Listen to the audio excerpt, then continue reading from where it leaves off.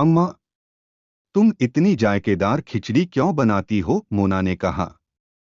अम्मा की खिचड़ी में थे गाजर और टमाटर, मटर और आलू तथा ऊपर से पड़ा था घर में बना थोड़ा देशी घी। क्यों मोना? अम्मा ने पूछा। यह तो ठीक बात नहीं है। यह तो बहुत जायकेदार है अम्मा। मैं तो खाती ही जा रही हूँ, मोना ने कहा। तब शिकायत मत करो मोना। चिक चिक मत करो, अम्मा ने हंसकर कहा। थोड़ी सी खिचड़ी और लो। चलो सोने का समय है मोना, अपनी कहानी की किताब रख दो, पापा ने कहा। पापा प्लीज अभी नहीं, मोना ने कहा। मेरी किताब बहुत मजेदार है। यह कहानी किसके बारे में है? पापा ने पूछा। 5 बच्चों और उनके कुत्तों के बारे में है। वे जासूस हैं और वे पुलिस से भी ज्यादा चालाक हैं, मोना ने बताया। सुबह जल्दी उठकर पढ़ लेना, पापा ने कहा। यह तो ठीक बात नहीं है ना पापा, मोना भुनभुनाई। लोग इतनी मजेदार किताबें लिखते ही क्यों हैं? मैं पढ़ना बंद ही नहीं कर पा रही। पापा को हंसी आ गई। ऐसी किताब कौन पढ़ना चाहेगा जिसे वो ना पढ़ना चाहे? दादी मोना के सिर में सरसों के तेल की मालिश करते हुए गुनगुनाती हैं। और कभी कभी तो दादी की उंगलियां मोना के सिर पर तबले की तरह बजती हैं, धाधिन धाधिन, और कभी वे बारिश की बूंदों सी महसूस होती हैं। दादी, क्या मेरे बाल जल्दी उग आएंगे? मोना ने पूछा। हाँ, तुम्हारे बाल लंबे और घने होंगे, दादी ने कहा। कितने लंबे? मोना ने पूछा। घुटनों तक जितने लंबे मेरे हैं, दादी ने कहा। यह तो ठीक बात नहीं है ना दादी, मेरे दोस्तों के बाल इतने लंबे और मजबूत कैसे होंगे? उनके पास तो आपका जादुई नुस्खा नहीं है, मोना ने कहा। यह तो ठीक नहीं है, बिल्कुल ठीक नहीं। अरे, हमेशा चिकचिक करती रहती हो मोना, दादी ने कहा। दादा और मोना बाजार से लौट रहे हैं। दादा, यह तो ठीक बात नहीं है। आप इतना तेज चलते हैं कि मैं आपका मुकाबला कर ही नहीं पाती, मोना ने कहा। अगर तुम घर के पीछे के बगीचे में पेड़ों पर चढ़ोगी, तैराकी करोगी, दूध पियोगी, पालक, दाल और फल खाओगी तो।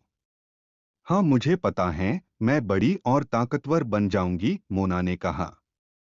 तब तुम मेरी तरह तेज चल पाओगी, दादा ने कहा। एक दिन मेरी टांगे भी आपकी जितनी ही लंबी हो जाएंगी दादा, मोना ने कहा। हाँ, बिल्कुल हो जाएंगी, दादा ने मुस्कुराते हुए मोना के बालों में उंगलियां फेरी। टी टी टी टी टी टी।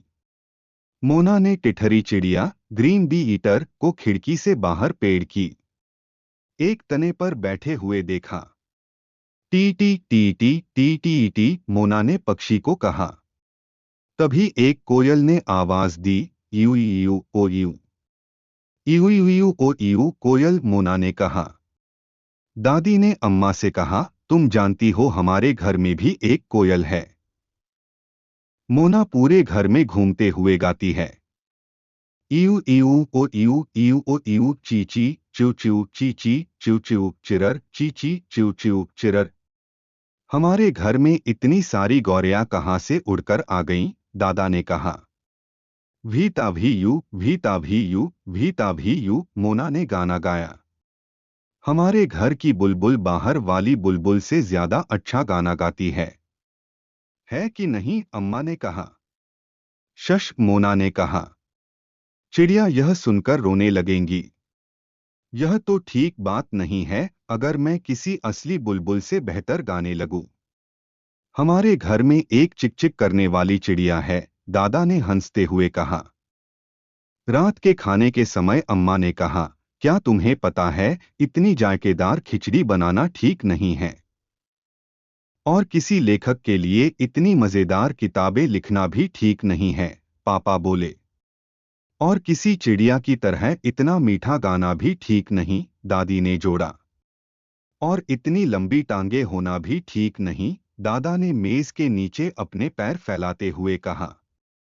मेरी अम्मा सबसे बढ़िया खिचड़ी बनाती हैं, मोना ने कहा। मेरे पापा मेरे पढ़ने के लिए मज़ेदार किताबें लाते हैं और मेरे दादा की टांगें तो सबसे लंबी हैं। और मेरी दादी के पास तेल का एक जादुई नुस्खा है। मैं दुनिया की सबसे भाग्यशाली लड़की हूँ। हुर्रे! यह तो ठीक बात नहीं है, अम्मा ने कहा। ओह हाँ, ठीक नहीं है, पापा ने कहा। बिल्कुल ठीक नहीं, दादा बोले। चच बिल्कुल गलत बात, दादी ने उसास भरते हुए कहा। अब आप सब चिक-चिक कर रहे हैं। हाँ, अम्मा, पापा, दादी और दादा सबने एक साथ कहा। हम चिक-चिक परिवार हैं।